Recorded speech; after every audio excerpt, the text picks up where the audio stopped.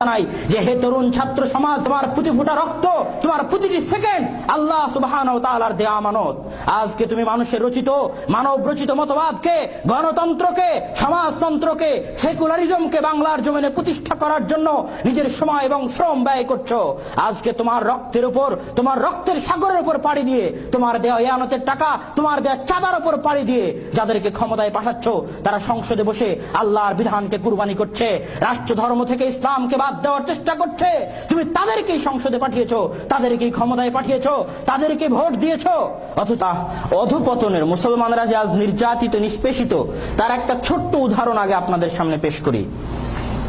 আমরা এখানে যারা উপস্থিত আছি তাদের সকলেই বাংলাদেশের, তাই না? সকলেই আমরা বাংলাদেশের নাগরিক বা বাংলাদেশের অধিবাসী বা বাংলাদেশী, আমাদের বাড়ি, আমাদের জন্ম বাংলাদেশে। হয়তো অল্প কিছু সময়ের জন্য বিলাদুত তাওহীদ আল মামলাকাতুল আরাবিয়া সৌদিয়া, তাওহীদের এই দেশ সৌদি আরবে এসেছি, আবার এখান থেকে হয়তোবা ফিরে বাংলাদেশে যাব। বাংলাদেশই আমাদের আসল ঠিকানা। সেই বাংলাদেশে আজকে মুসলমানেরা কত নির্যাতিত, কত নিষ্পেষিত, তার একটা ছোট্ট ছোট্ট পরিস্থিতি, বর্তমান সময়ের পরিস্থিতি খেয়াল করুন। বাংলাদেশের রাষ্ট্রধর্ম কি? বাংলাদেশের রাষ্ট্রধর্ম কি? ইসলাম। আপনারা হয়তোবা অনেকেই ফেসবুক, টুইটারের কল্যাণে, সংবাদপত্রের কল্যাণে জানেন যে বাংলাদেশের রাষ্ট্রধর্ম ইসলামকে পরিবর্তন করার চেষ্টা করা হচ্ছে। জানেন না? জানেন না? এবং অজুহাত দেখানো হচ্ছে যে মুক্তিযুদ্ধের যে চেতনা, এই চেতনার বিরোধী হচ্ছে রাষ্ট্রধর্ম ইসলামের চেতনা। অথচ সারা বাংলাদেশে কত পার্সেন্ট মুসলমান বসবাস করে? 90% মুসলমান বসবাস করে, 95% মুসলমান বসবাস করে। প্রত্যেক মুসলমানের অন্তরে হচ্ছে ইসলাম। নিজের দেশে আপনি পরাধীন। কিভাবে পরাধীন আমি আপনাকে দেখাচ্ছি। 1947 সালে যখন মিস্টার জিন্নাহ এবং মিস্টার গান্ধী ভারতকে ভাগ করছিল, ভারত উপমহাদেশকে, তখন মিস্টার গান্ধী বলেছিল ভারতকে ভাগ করা হবে না। আমাদের প্রথম পরিচয় হচ্ছে উই আর ইন্ডিয়ান, আমরা ইন্ডিয়ান। এবং আমাদের দ্বিতীয় পরিচয় হচ্ছে যে আমরা কেউ মুসলমান বা কেউ হিন্দু। সুতরাং এই ইন্ডিয়ান, ভারতীয় পরিচয়ের উপর ভিত্তি করে আমাদের ভারতকে ভাগ করা হবে না। ওই সময় মিস্টার জিন্নাহ বলেছিল আমাদের প্রথম পরিচয় হচ্ছে উই আর মুসলিম, আমরা মুসলমান। আমাদের দ্বিতীয় পরিচয় অন্য কিছু হতে পারে, যে আমরা বাংলাদেশি, আমরা হিন্দুস্তানি, আমরা পাকিস্তানি, কিন্তু আমাদের প্রথম পরিচয় কি? আমরা মুসলমান। সেই সময় এই ধর্মের উপর ভিত্তি করে ভারত এবং পাকিস্তান বিভক্ত হয়েছিল। এবং সেই বিভক্তির সময় বাংলাদেশ কার সাথে ছিল? পাকিস্তানের সাথে ছিল। মানে বাংলাদেশ ভারত থেকে আলাদা হয়েছে কেন?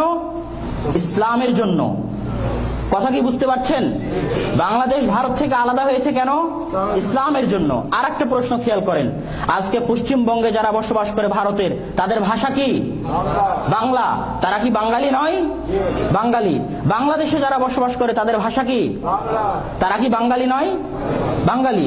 তাহলে বাংলাদেশ এবং পশ্চিমবঙ্গের সকলেই বাঙালি এবং সকলেই বাংলা ভাষায় কথা বলে, তারপরও পশ্চিমবঙ্গ কেন ভারতের সাথে আর বাংলাদেশ কেন ভারতের সাথে নয়? কারণ কি বলেন? ইসলাম। বাংলাদেশে বসবাস করে অধিকাংশ মানুষ মুসলমান, এই জন্যই তারা বাঙালি হওয়ার পরেও পশ্চিমবঙ্গের ভারতের সাথে নয়। তাহলে বাংলাদেশের স্বাধীনতার ভিত্তি কি? বাংলাদেশের স্বাধীনতার ভিত্তি কি? ইসলাম। আমি মূলত ইমানি দায়িত্ব থেকে আপনাদের সামনে এই কথাগুলো বলছি যে বাংলাদেশের স্বাধীনতার বিরোধী বলে ইসলামকে হটানো হচ্ছে। আর আমি আপনাকে দেখালাম যে বাংলাদেশের স্বাধীনতার ভিত্তি, বাংলাদেশের স্বাধীনতার জিম্মেদার হচ্ছে ইসলাম। যেই দিন ইসলামকে সরিয়ে দেওয়া হবে বাংলাদেশ থেকে, যেই দিন বাংলাদেশে ইসলাম থাকবে না, সেই দিন আলাদা বাংলাদেশের কোনো প্রয়োজন নাই, ভারতের সাথে চলে যাওয়াই ভালো। কথা আমার বুঝতে পারছেন না? সম্মানিত উপস্থিতি, বাংলাদেশের মুক্তিযুদ্ধের সময়ের যে চেতনা, ওই চেতনা যে ইসলাম বিরোধী চেতনা নয়, তার আমি কিছু দলিল আপনাদের সামনে পেশ করব। একজন মুসলমান হিসেবে এই করুণ পরিস্থিতিতে আপনাদের এটা জেনে থাকা উচিত বলে আমি আমার ইমানি দায়িত্ব থেকে আপনাদের জানাচ্ছি। বাংলাদেশের স্বাধীনতা যুদ্ধের দলিল পত্রের 3য় খণ্ডের 16 থেকে 19 পৃষ্ঠায় 1971 সালের 14 এপ্রিল বাংলাদেশ সরকারের প্রচার দপ্তর থেকে যে নির্দেশাবলী ছাপানো হয়েছিল, ওই নির্দেশাবলীর কয়েকটা কথা আমি আপনাদের সামনে পেশ করছি। প্রথম কথা, শুরু হয়েছিল আল্লাহু আকবার এই শব্দ দিয়ে। ওই নির্দেশাবলীটা বাংলাদেশ স্বাধীনতা যুদ্ধের দলিল পত্রের 3য় খণ্ডের 16 থেকে 19 পৃষ্ঠায় দেখবেন। তার মধ্যে একটা কথা ছিল পাকিস্তানিদের বিরুদ্ধে, যে তাদের অস্ত্র হচ্ছে অনেক উন্নত আর আমাদের অস্ত্র হচ্ছে পরম করুণাময় সর্বশক্তিমান আল্লাহর সাহায্য। ওর মধ্যে একটা কথা ছিল, সর্বশক্তিমান আল্লাহর প্রতি বিশ্বাস রেখে এই ন্যায়ের সংগ্রামে অবিচল থাকুন। ওর মধ্যে শেষ এই প্রচারপত্রটা শেষ করা হয়েছিল পবিত্র কোরআনের দুইটা আয়াত দিয়ে। অনুবাদ লেখা আছে কিন্তু মূল আয়াতটা আমি পড়ছি, ইন্না মাআল উসরি ইসরা, নিশ্চয় অচিরেই দুঃখের পরে কষ্টের পরে সুখ আসবে। আর আরেকটা আয়াতের পরে লেখা হয়েছিল ইন্না নাসরাল্লাহি করিব, নিশ্চয় মহান আল্লাহর সাহায্য অনেক নিকটবর্তী। এটা হচ্ছে বাংলাদেশ স্বাধীনতা যুদ্ধের সময় যে প্রচারপত্র বিলি করা হয়েছিল, ওই প্রচারপত্রের শব্দ হচ্ছে এগুলো, যার শেষে শেখ মুজিবুর রহমানের সাইন ছিল, স্বাক্ষর ছিল। তাহলে কিভাবে আপনি বলতে পারেন যে বাংলাদেশের মুক্তিযুদ্ধের চেতনা হচ্ছে ইসলাম বিরোধী চেতনা? ডাহা মিথ্যা কথা। আজও যত মুক্তিযোদ্ধা বাংলাদেশে বেঁচে আছে, যেমন আমি একজনের নাম বলি, আলামিন মসজিদ, মোহাম্মদপুর শাহজাহান রোডের মাথায় যে আলামিন মসজিদ যিনি মোতাওয়াল্লি আছেন, ওই মোতাওয়াল্লি নজরুল ইসলাম সাহেব, তিনি মুক্তিযোদ্ধা পরিষদের সাধারণ সেক্রেটারি, সাধারণ সম্পাদক ছিলেন। তাকে এখনো তিনি বেঁচে আছেন, জিজ্ঞেস করে দেখতে পারেন যে তাদের মুক্তিযুদ্ধের সময় চেতনা ছিল ইসলাম, ধর্মনিরপেক্ষতাবাদ নয় বা নাস্তিকতা নয়। সম্মানিত উপস্থিতি, এখানে আরেকটা কথা বলেনি, অনেকেই যারা যুক্তি দেখাচ্ছে যে রাষ্ট্রধর্ম ইসলাম রাখা হবে না, তাদের অন্যতম কথা হচ্ছে যে এই দেশে হিন্দুরা বসবাস করে, এই দেশে খ্রিস্টানরা বসবাস করে, এই দেশে বৌদ্ধরা বসবাস করে, তাহলে আমরা রাষ্ট্রধর্ম ইসলাম রেখে তাদেরকে কষ্ট দিচ্ছি, তাদের হককে নষ্ট করছি। তাহলে তাদের উদ্দেশ্যে প্রথম কথা হচ্ছে যে এই দেশে, বাংলাদেশে শুধু বাংলা ভাষাভাষী মানুষ বসবাস করে না, বাংলাদেশে বিহারিরাও বসবাস করে এবং চিটাগাংয়ের অঞ্চলে অনেক গারো পাহাড়িরা বসবাস করে, তাদের ভাষা বাংলা নয়। পার্বত্য চট্টগ্রামে যান, 12 প্রকার উপজাতি বসবাস করে পার্বত্য চট্টগ্রামে। পার্বত্য চট্টগ্রামের যে 3টা জেলা আছে, খাগড়াছড়ি, রাঙ্গামাটি, সেগুলোতে 12-13 রকমের উপজাতি বসবাস করে, তাদের সকলের ভাষা আলাদা আলাদা, তারপরও কেন রাষ্ট্রভাষা বাংলা? আর একটা যুক্তি, যেই সময় রাষ্ট্রভাষা বাংলার জন্য 1952 সালে আন্দোলন হয়েছিল এবং 21শে ফেব্রুয়ারিতে সালাম, বরকত, রফিকের রক্ত ঝরেছিল বাংলার মাটিতে, ওই সময় পাকিস্তানের মাত্র 56% মানুষ বাংলায় কথা বলতো আর বাকি 44% মানুষ উর্দুতে কথা বলতো। তারপরেও যদি বাংলা ভাষার জন্য আন্দোলন করা হয়, আর আজকে বাংলাদেশের 95% মানুষ ইসলাম মানে আর 5% মানুষ ইসলাম মানে না, তাহলে 56%-এর যদি বাংলা ভাষার আন্দোলন ঠিক হয়, তাহলে 95%-এর জন্য ইসলাম রাষ্ট্রধর্ম কেন হবে না? যারা 56% মানুষের অধিকারকে নষ্ট করে উর্দুকে বাংলা ভাষা করতে গেছিল, তারা যতটা না নির্যাতনকারী, তারা যতটা না বড় জালেম, আজকে যারা 95% মানুষের অন্তরের বাণীকে লঙ্ঘন করে, পদদলিত করে ইসলামকে রাষ্ট্রভাষা রাখতে চায় না, তারা তার চেয়ে বড় জালিম। রাষ্ট্রভাষা বাংলা যদি না রাখা অন্যায় হয়, তাহলে রাষ্ট্রধর্ম ইসলাম না রাখা অন্যায়। রাষ্ট্রধর্ম বাংলা, যেই যুক্তিতে রাষ্ট্রভাষা বাংলা হয়েছে, একই যুক্তিতে বাংলাদেশের রাষ্ট্রধর্ম হবে ইসলাম। সম্মানিত উপস্থিতি, এই পর্যায়ে আমি আপনাদের সামনে আরো কয়েকটা কথা বলে আমার এই বিষয়ে যে বর্তমানরা মুসলমানরা কত কঠিন পরিস্থিতির মুখোমুখি, এটা একটা কঠিন পরিস্থিতি আমি আপনাদের সামনে পেশ করছি এবং এ থেকে উত্তরণের উপায় হিসেবে ইত্তেবা' সুন্নাহর আলোচনা আসবে ইনশাআল্লাহ। বাংলাদেশের মানুষের রক্তের সাথে যে ইসলাম মিশে আছে তার কয়েকটা উদাহরণ দেখুন। বাংলাদেশে পহেলা বৈশাখ হয়, বাংলাদেশে 16 ডিসেম্বর উদযাপন হয়, বাংলাদেশে 21শে ফেব্রুয়ারি উদযাপন হয়, 31st নাইট উদযাপন হয়।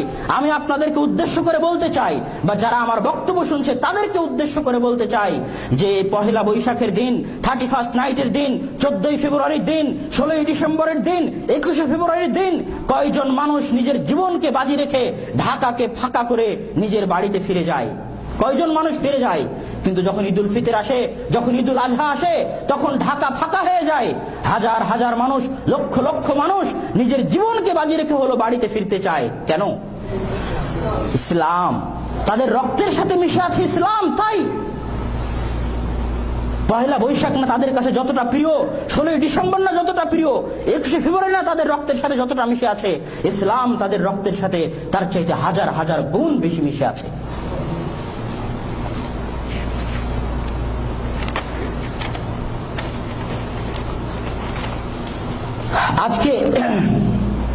আমি আপনাদের সামনে যে রাষ্ট্রধর্ম ইসলাম, বাংলাদেশের স্বাধীনতার ভিত্তি ইসলাম, এই বিষয়ে আমি কয়েকটা যুক্তি বলেছি। তার সারমর্ম হচ্ছে যে বাংলাদেশের স্বাধীনতার ভিত্তি ইসলাম। যদি ইসলাম না থাকতো তাহলে 1947 সালে বাংলাদেশ ভারতের সাথেই থাকতো, পাকিস্তানের সাথে যেত না। আজও পশ্চিমবঙ্গের মানুষ বাঙালি হওয়া, বাংলা ভাষা হওয়ার পরও, আমরাও বাঙালি, বাংলা ভাষা হওয়ার পরও ভারতের সাথে নাই কেন? আমরা মুসলমান তাই। সুতরাং বাংলাদেশের স্বাধীনতার ভিত্তি ইসলাম, আর বাংলাদেশের মানুষের রক্তের সাথে মিশে আছে ইসলাম। এই কঠিন পরিস্থিতিতে আমাদেরকে অবশ্যই পরস্পরের মাঝে আলোচনা, পর্যালোচনা এবং সজাগ হতে হবে, এবং পরস্পরের মাঝে এই বিষয়ে আলোচনা হতে হবে যে আমরা আমাদের দেশে রাষ্ট্রধর্ম ইসলাম চাই এবং থাকতেই হবে রাষ্ট্রধর্ম ইসলাম। বক্তব্যের শেষাংশে এসে উপস্থিত তরুণ ছাত্র সমাজের প্রতি উদাত্ত আহ্বান জানাই যে হে তরুণ ছাত্র সমাজ, তোমার প্রতি ফোঁটা রক্ত, তোমার প্রতিটি সেকেন্ড আল্লাহ সুবহানাহু ওয়া তাআলার দেয়া আমানত।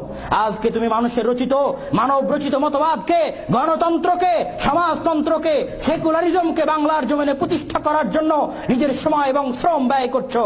আজকে তোমার রক্তের উপর, তোমার রক্তের সাগরের উপর পাড়ি দিয়ে, তোমার দেয়া ইয়ানতের টাকা, তোমার দেয়া চাঁদার উপর পাড়ি দিয়ে যাদেরকে ক্ষমতায় পাঠাচ্ছ, তারা সংসদে বসে আল্লাহর বিধানকে কুরবানি করছে, রাষ্ট্র ধর্ম থেকে ইসলামকে বাদ দেওয়ার চেষ্টা করছে। তুমি তাদেরকেই সংসদে পাঠিয়েছো, তাদেরকেই ক্ষমতায় পাঠিয়েছো, তাদেরকে ভোট দিয়েছো, অথচ এই ভোটের রাজনীতি, এই গণতন্ত্রের রাজনীতি শিরকের রাজনীতি। আজ তোমার প্রতি ফোঁটা রক্ত, প্রতিটি সেকেন্ড আল্লাহর দেয়া আমানত। কার পথে ব্যয় করতে হবে? আল্লাহর পথে।